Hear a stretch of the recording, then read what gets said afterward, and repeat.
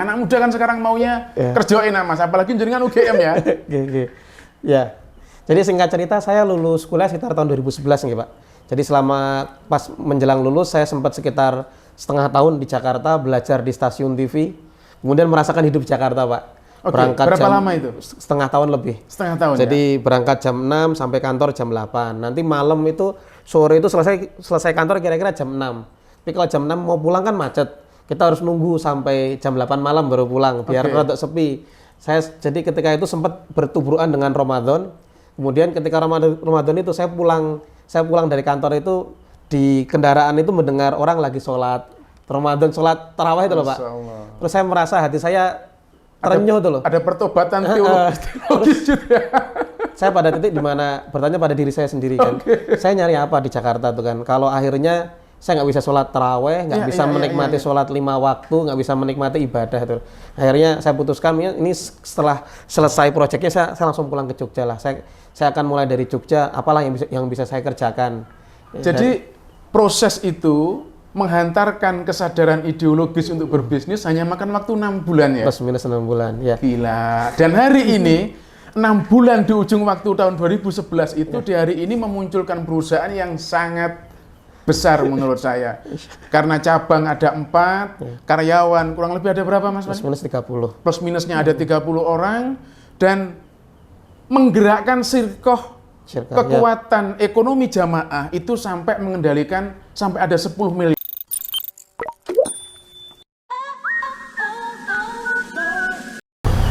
Salam perlawanan, salam perubahan, menggaji diri sendiri, menggaji orang lain, menggaji Indonesia.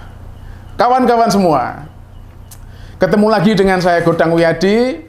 Malam hari ini adalah malam yang sangat istimewa karena ada satu tokoh muda yang karyanya ini bisa menginspirasi orang-orang se-Indonesia.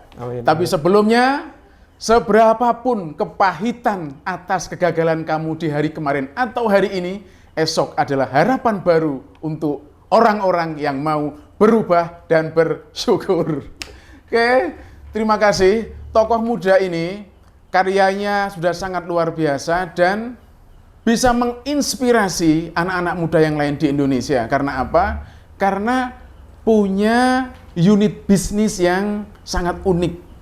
Susah untuk dikopi kayaknya, tapi nanti kita akan korek-korek habis tentang apa yang dia kerjakan. Siapa tokohnya malam hari ini? Dia adalah Mas Muhammad Zulfi Ifani. Assalamualaikum Mas Fani. Waalaikumsalam. Sehat Mas, sehat Mas. Alhamdulillah, sehat Pak. Wah keren Mas.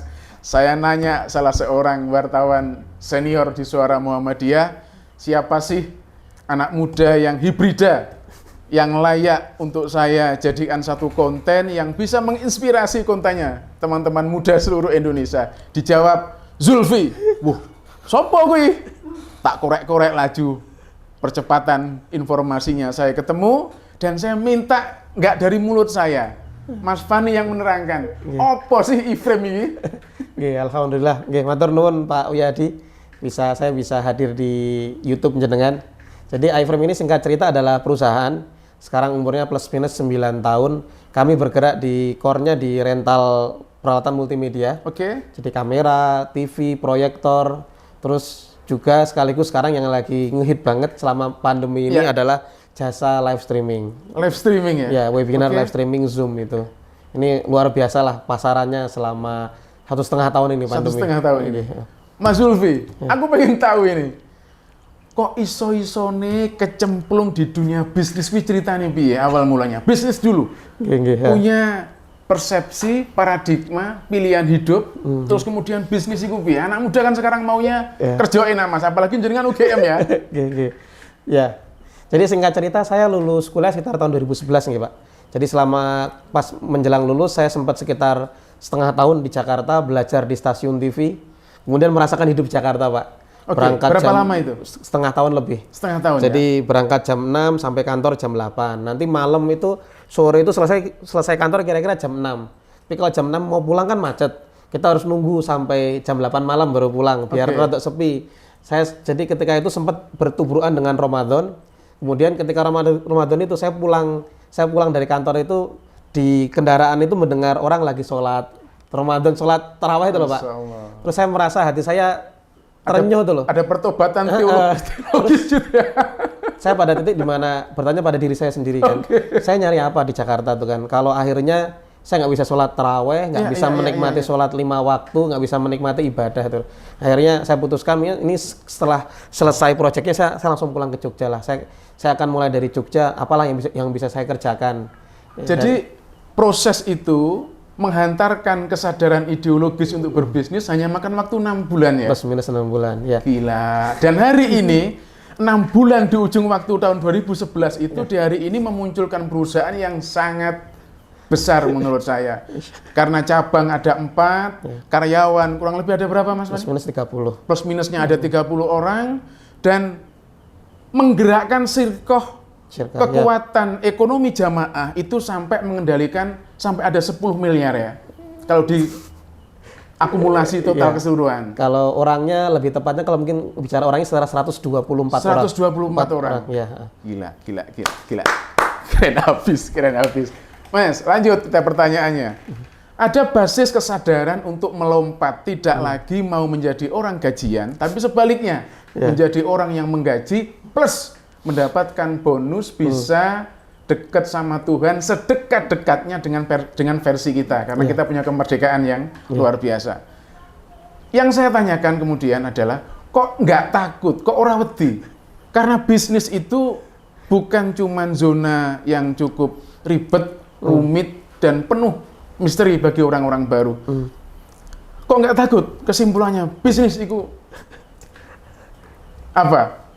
Saya kemudian itu Pak, kalau dibilang nggak takut sama sekali ya nggak. Jadi ada fase-fase di mana bisa nggak besok hidup sendiri, bisa nggak besok makan itu kan. Jadi ada fase-fase di mana misal awal-awal ketika memutuskan pulang dari Jakarta tuh bisa nggak besok makan. Ternyata ya iso kelakon itu bisa kelakon. Kemudian ada fase di mana kok udah kecapean yang kerja sendiri mau ngambil karyawan pertama, bisa nggak gaji, ternyata ya kelakon. Kemudian sampai pada titik-titik di mana jadi selalu ada fase di mana kita akan ketakutan pada hari esok. Padahal ternyata yang udah kita kerjakan, ternyata mengkoyo ngono ya ternyata. Jadi sampai terakhir ya kita buat cabang-cabang. Itu sudah belum? Pas 2011 belum. Belum jadi, ya? 2012 saya nikah. Tapi perubahan transisi dari menjadi seorang karyawan di sebuah perusahaan yang top terus kemudian bisnis dengan tanpa orientasi dan masa depan yang bisa dijawab dengan pasti begitu, posisi orang tua bagaimana pada waktu itu? Jelas orang tua menolak ya. Pada umumnya mungkin orang tua generasi saya, mungkin baby boomer ya, pada umumnya kan preferensinya namanya kerja itu kan karyawan atau jadi PNS kantoran. Sebenarnya ya menolak juga di awal, tapi saya kemudian kita ngelusnya dengan strategi lah. Salah satunya strateginya kita nggak pernah ngomong masalah kita nggak pernah ngomong berapa omsetnya seret, tapi lebih pentingnya kita ngasih tahu misal akhir bulan ngasih tahu mutasi rekeningnya gini loh Pak, Mak gitu kan. Dan akhirnya goal ya. Ya, jadi kita ngelusnya dengan cara kita kasih yang baik-baik terus gitu kan. Ini loh nambah alatnya gitu kan, nambah produk-produknya. Walaupun sebetulnya pertumbuhan bisnis tidak se-urgent itu ya. Tidak semewah itu. Baik. Yang ketiga, kok iso-iso ini tidak milih jual beli gabah, beras atau toko kelontong? Kok ketemunya bisa multimedia atau persewaan kamera? Rumus, persisi, serta pendekatan yang dipakai kemudian muncul kamera itu piye Mas? Proses kreatifnya bagaimana itu? Kalau barang elektronik, saya itu semenjak kecil suka elektronik. Jadi ada passion di situ. Ada passion. Jadi saya punya passion di semua barang elektronik. Bahkan ketika kuliah saya sempat kerja macam-macam hanya pengen beli HP terbaru. Jadi kemudian ketika kuliah sudah mencoba mempraktekkan. Jadi saya jadi ketika SMA sama kuliah sempat kerja jualan buku, ikut MLM gitu kan.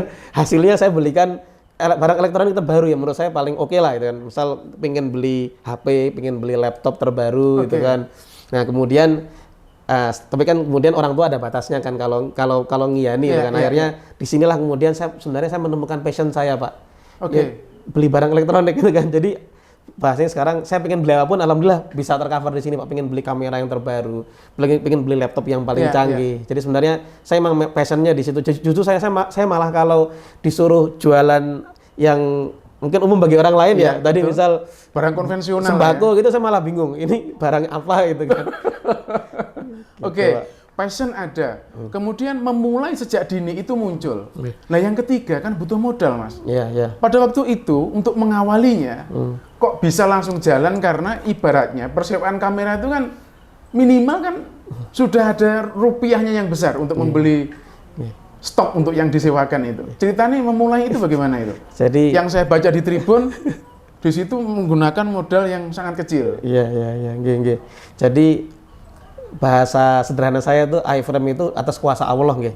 Itu dimulai dengan modal orang lain, kemudian dibesarkan dengan modal orang lain juga, Pak. Nah, jadi prakteknya itu ketika kita mengazamkan bahwa ketika itu lagi apa namanya, termasuk jadi sekitar 2011 itu ketika saya memutuskan pulang ke Jogja lagi, itu lagi ngehit apa namanya, istilahnya tukul ketika itu. Oke. Rezeki boleh apa namanya, rezeki apa, wajah boleh orang kampung tapi rezeki Jakarta. Saya kemudian merevisi dengan alasan saya bahwa saya akan pulang ke Jogja tapi rezeki Jakarta. Nah, dari situlah kemudian saya kan kayak strong why kan, Pak. Jadi strong why saya adalah saya pingin hidup di Jogja, dekat dengan keluarga, bisa mudah ibadah, tapi saya pingin level ekonomi saya melebihi teman-teman di Jakarta. Dan itu Ya, hari kelakon. ini 2011 kelakon semua. 2021 kelakon.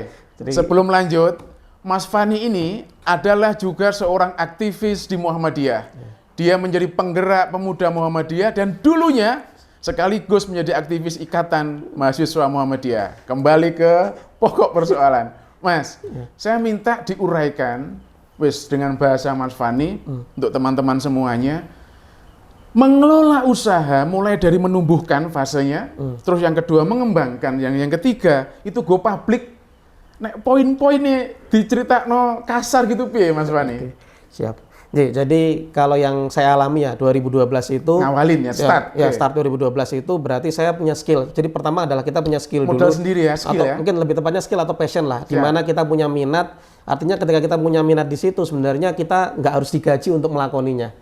Karena kita sendiri sudah senang. Ya, jadi saya 2012 itu dengan passion dan skill saya kamera editing itu saya ikut lomba ketika itu BRI Wirausaha di untuk alumni UGM ketika itu dapat 150 juta, itu 60-nya untuk beli peralatan kamera kamera video, terus komputer editing, kemudian selebihnya untuk gaji kami setahun. Oke, satu itu. Tanda petik dulu. Terobosannya adalah kemudian ada momentum BRI lomba. Kalau seandainya jadi inspirasi untuk orang lain, katakan itu tidak ada, apakah masih bisa jalan? Nggak ada. Itu sebenarnya agak rumit ya, agak rumit. Cuman itu momen ahanya itu atau momen uniknya itu adalah kami tahu info BRI itu bukan dari poster, Pak. Taunya dari bungkus nasi bungkus nasi itu. Jadi kayak mungkin sudah kuasanya Allah. Kalau tangan Tuhan sudah bergerak ya. Betul. Jadi kita bisa berikhtiar sejauh. Tapi pada waktu itu gagasan itu sudah sangat kuat untuk tumbuh bisnis itu menjadi ledeng ya, waktu itu. Jadi sebenarnya saya sudah mulai bisnis. Jadi sebenarnya pasca pulang dari Jogja, dari Jakarta saya langsung udah bisnis kurang lebih setengah tahunan. Ya produksi video, jualan kamera dan sebagainya. Cuman memang BRI itu jadi salah satu momentum kayak boosternya tuh, percepatannya. Jadi dari situ saya langsung punya kamera. Kalau sebelumnya kalau mau produksi harus sewa. Dari situ saya langsung udah punya sendiri udah. Jadi dari situ percepatannya lebih cepat gitu kan. Nah, kemudian setelah punya kamera sendiri, kemudian fase berikutnya pertumbuhannya adalah mengembangkannya. Salah satunya adalah dengan cara harus punya SDM kan.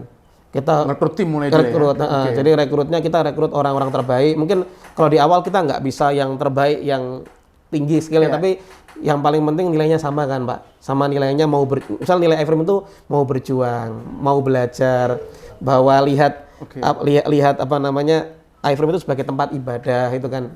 Jadi itu nilai-nilai yang ditumbuhkan di perusahaan. Betul. Jadi kita ada nilai-nilai. Intinya rekrutmen dengan standar nilai-nilai prinsip-prinsip filosofis yang sudah iframe punyain.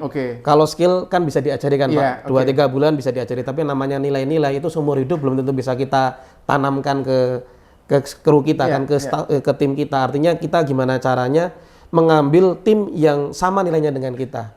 Kalau sudah sama nilainya sebenarnya mau diarahin apa aja gampang kok, Pak. Jadi mau berjuang bareng gitu kan. Nah, jadi setelah dapat timnya, kemudian Ya itu kita selalu mengambil resiko sebenarnya kan Pak. Mau ngambil Dari resiko. satu orang ya? Iya, dari satu orang. Oke.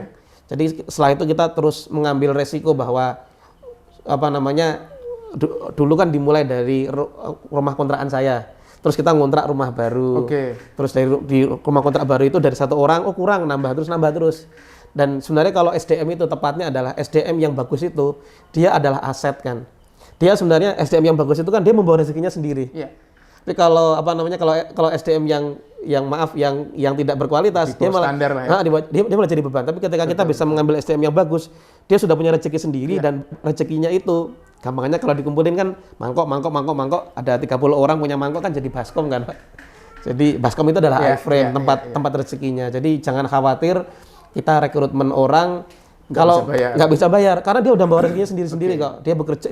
Kalau bekerjanya bagus bisa diajak mikir nanti justru malah rezeki kita ditambah terus gitu. Kemudian bisa go public itu awalnya biaya Mas? Go public itu sebenarnya mungkin pertama sekali lagi kita harus punya strong why. Jadi strong why dalam hidup kan. Jadi strong why-nya alasan kuatnya adalah saya pingin bahwa usaha ini nggak cuma buat saya, tapi usaha ini adalah saya bisa mengabdi di Muhammadiyah, mengabdi di dakwah sosial dengan cara mendorong usaha saya kan. Jadi dengan menggunakan kekuatan usaha saya. Jadi alhamdulillah ketemu jalannya kan dari min haitsu la yahtasib.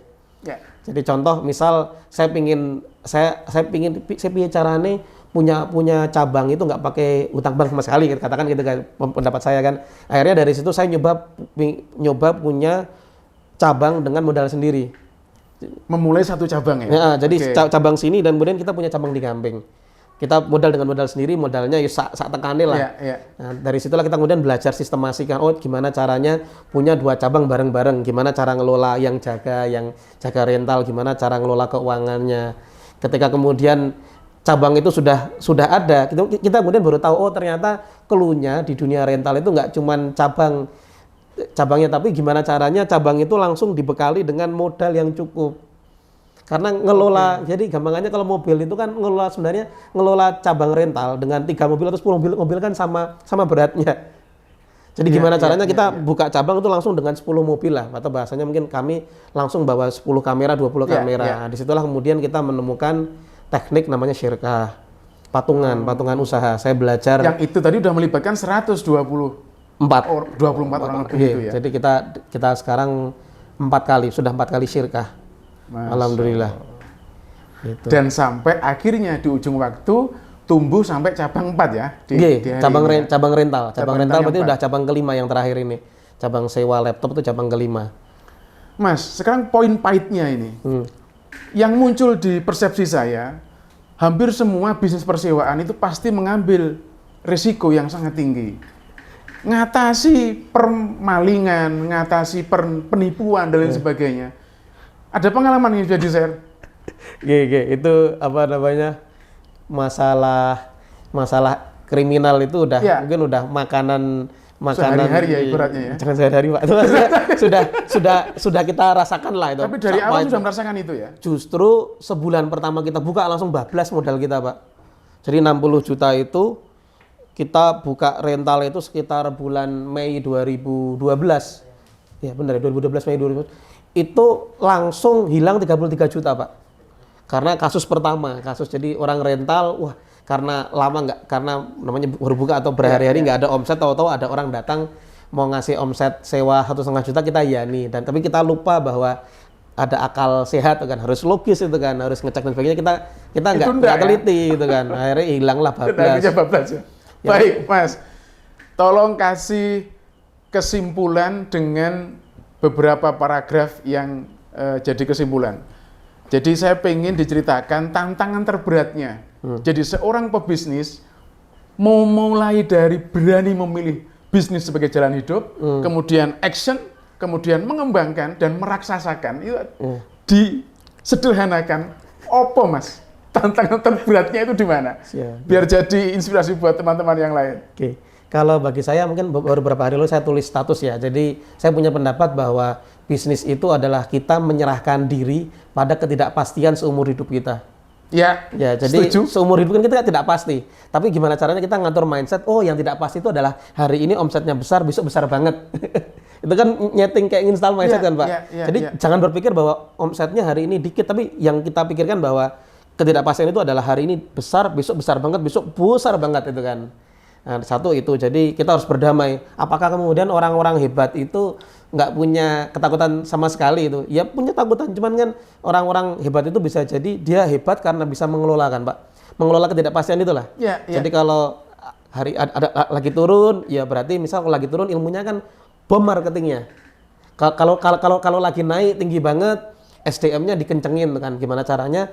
Jangan sampai orang kecewa dengan layanan kita kan, kayak gitu kan. Kalau nanti naik banget atau misal kayak di kami alatnya tambahi. Jadi jangan berpuas diri terus konsumtif itu kan, tapi harus terus nambah alat, terus seperti itu. Oke, terakhir pertanyaannya ini, hanya waktu yang batasin kita masalahnya.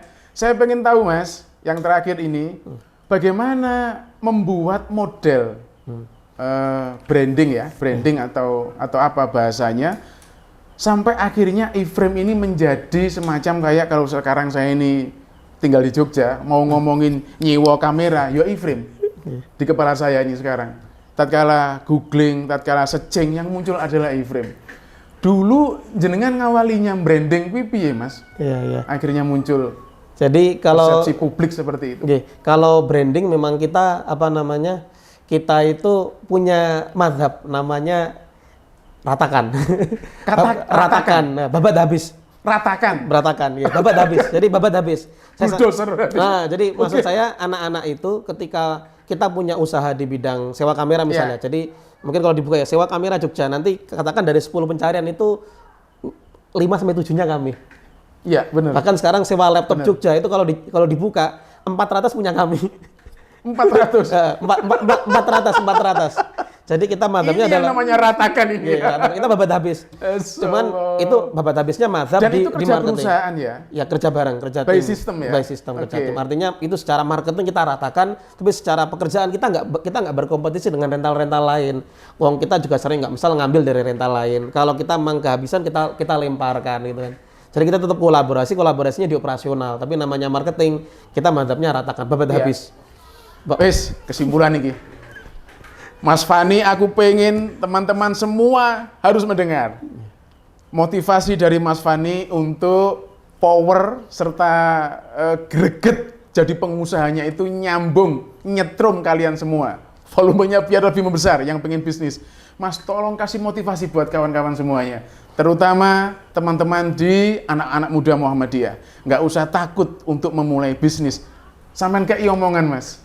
Biar mereka ngeledak, nyali juangnya itu yes. Bum. Piye Mas Fani? Wah, saya tuh nggak pintar motivasi ya Pak. Cuman mungkin kalau strong way-nya kita kembali ke strong way. Jadi alasan kuat kenapa kita harus karena kalau sebenarnya kalau cuman kita mengukur bahwa kebutuhan personal kan bisa jadi di Jogja itu 5 juta cukup, 10 juta cukup.